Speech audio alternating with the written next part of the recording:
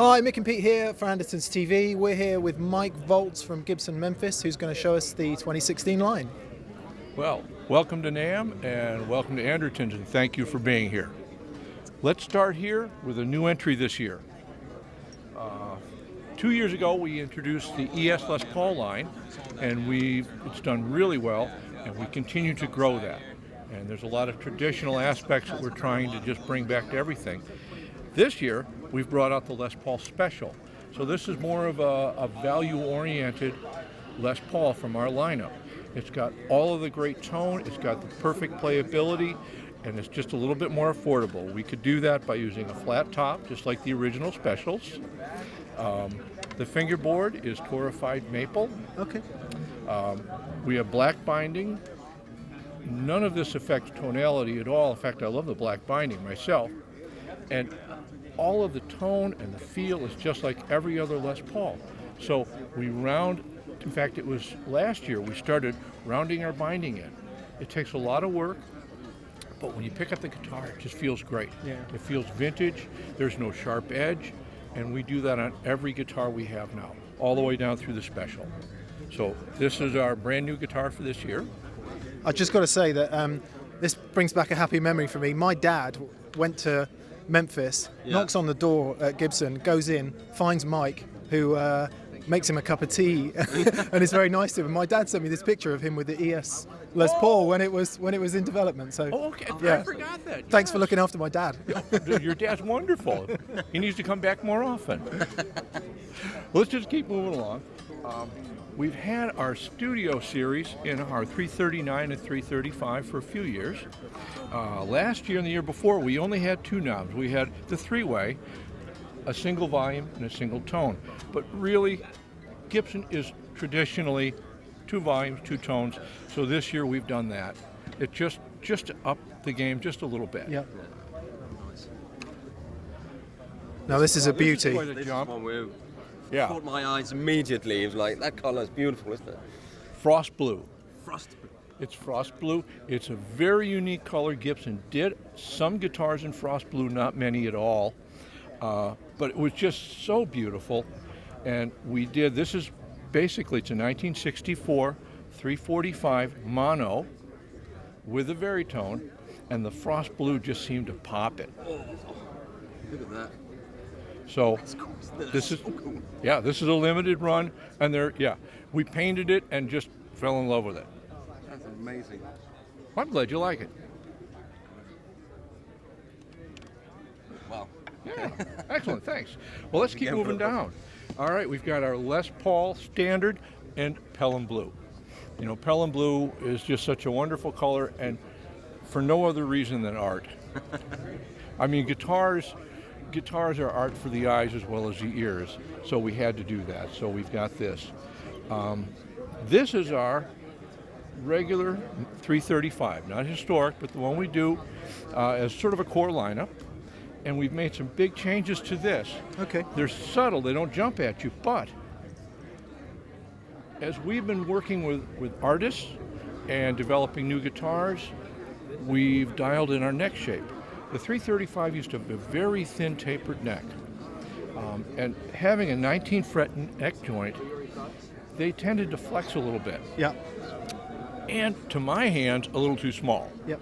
So what we've done is we took the neck, we used the same neck with Joe Bonamassa's guitar.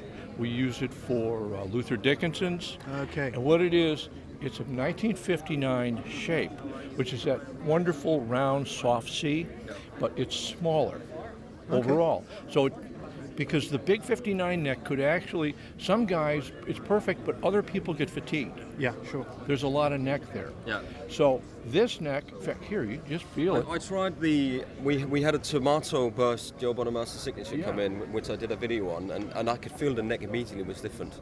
So this is what it is, yeah. So definitely. We're putting this on all of our 335s this year. And we will be doing a couple limited runs with a very thin neck for the folks that really like it. Yeah. You can still get it, but across the board, This is a more stable neck.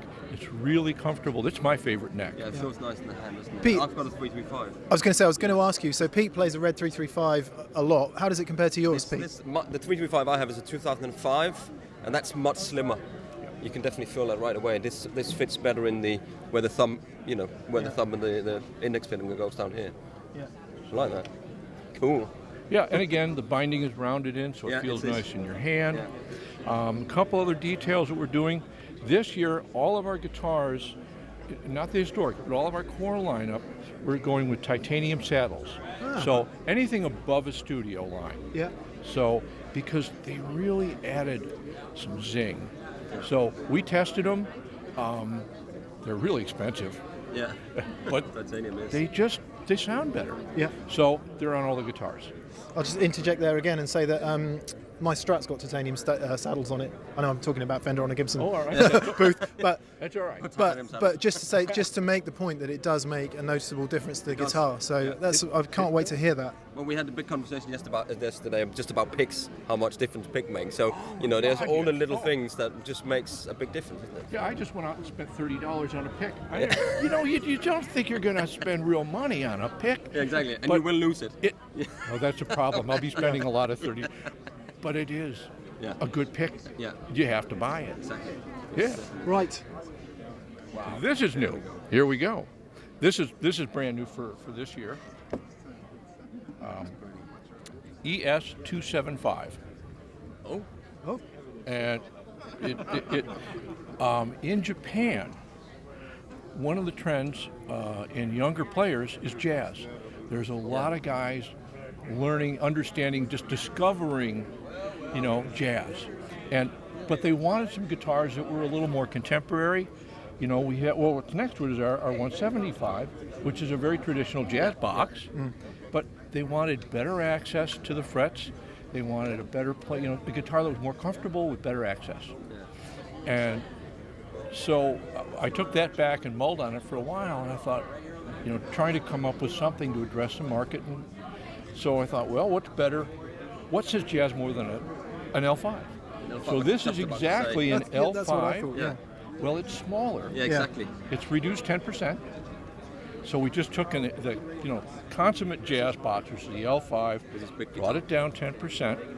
It's 2 inches thick, so it's really nice and comfortable. Yeah. It's totally hollow, braced, and to get the neck that they wanted and the fret access, it's a Les Paul neck.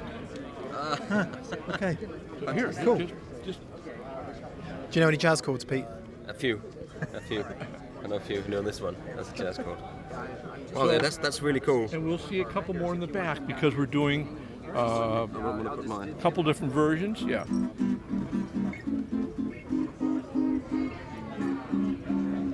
Play the jazziest chord you know, Pete. Oh, there we go. That sounds jazzy to me. Exactly. My God, that's jazz. All right. So that's beautiful. I really, really like that. I played the L5, but it's very large. It's a large guitar for a small guy. And I understand, and I like that. It makes me smile. we did some previews. Yeah. We took I had hand built a couple, and that's all we had up until this is the first production one. But we launched them in New York, LA, Hong Kong, but everywhere we went, it was well received. Yeah. We've got a tremendous amount of back orders already. Yeah. But we're starting production next week, so that's a good thing. Just to recap there, did you say it was a carved top? No, it's pressed top. Yeah. Everything we're doing is a laminated top. Yeah. And so everything is laminated just like a normal regular ES. Yeah. Just smaller. Okay. So Right. Sure. Yeah. I'm going to do a top shelf guitar on that when we get one in the shop, because we do the top shelf guitar show and we do a lot of Gibsons, the high end ones. And I'll do a video on this one. There's two other ones in the back, which we'll see in a minute. Oh, is there? Yeah. Oh, yeah. Ah, great. And then we had a lot of requests to bring back our sort of the core 175. We brought in, we did the 59, we had the 52, 295, and so on. And people wanted some of the guys wanted a more affordable 175. Yeah. So that's what this is. We're back to the core. It doesn't have the historic specs. It's not solid wood on the side. It's laminated. Yeah. And we were able to actually bring this to a better price point by bringing this guitar back. Yeah. And people like the figured maple. Yeah. The original ones weren't.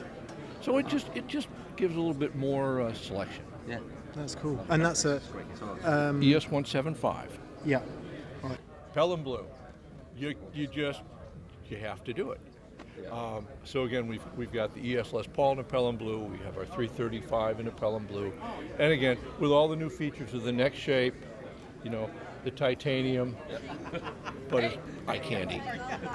And then coming back, we had to bring this one back. 1963 335 with a factory Bigsby, with exactly the way they did it in the 60s. Yeah. Under here are the stud tailpieces. You could put a regular tailpiece on. Yeah. Oh, really? Oh yeah, the inserts are there, just the way they did it in Kalamazoo. Yeah. And we did this earlier as an artist model, Chris Robinson. Yes. Yeah. And it was I wanted one of those, and then they were sold out. right. But here they are then. So now we're just bringing it back as what they had originally. Fantastic. So That's we're great. bringing this back. We've already seen this. Yeah. 355. It's not historically accurate, so we're not putting it in the historic lineup because we don't have the ebony right now. We're using Richlight. Yeah. Yep. Other than that, it's historic. But so we had a lot of requests for the 355 with the Richlight. So we're using the VOS gold hardware. We're aging it, just give it that historic vibe.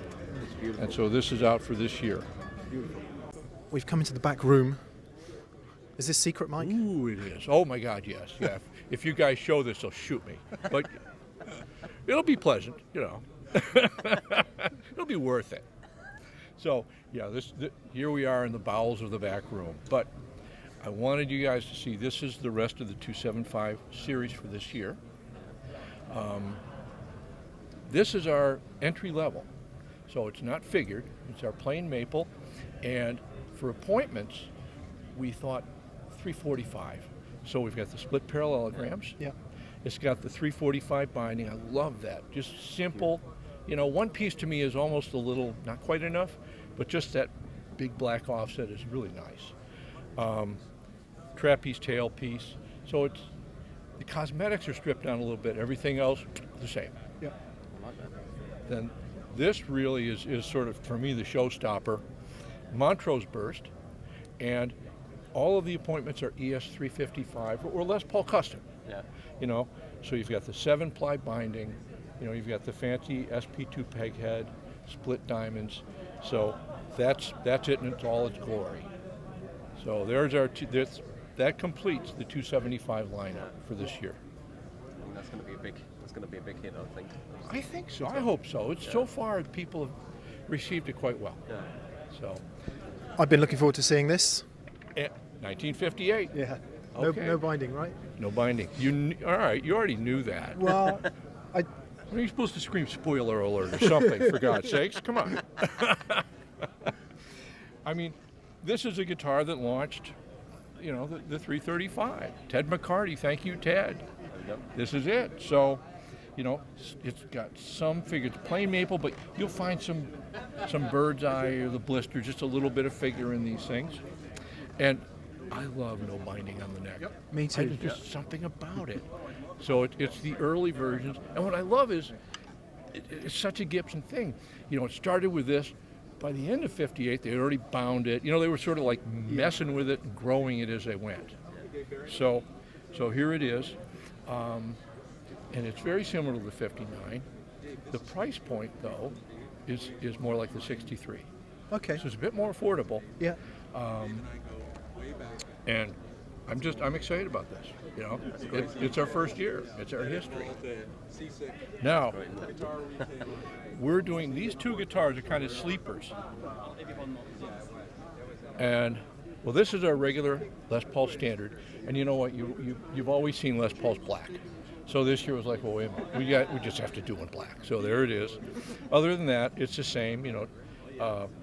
Titanium. all the same features as our regular Les Paul. This is the sleeper. I'm going to play one and then the other. This represents our Premier Series, and there'll be 4 models in the Premier Series. Okay. And I'll give you a little background. We've been working with thermally engineered wood now for some time. Okay. It was really welcomed by the acoustic builders, Yeah. the true historics. So you can hear the difference. You've played them, you know it. Yeah. So we've actually been working with bracing and internal components for about 1.5 years. And we got the right mix now. So what this has a mahogany center block, and it's thermally engineered, which is thermally treated. We're using Adirondack, quarter-sawn Adirondack spruce bracing, and also it's thermally engineered as well.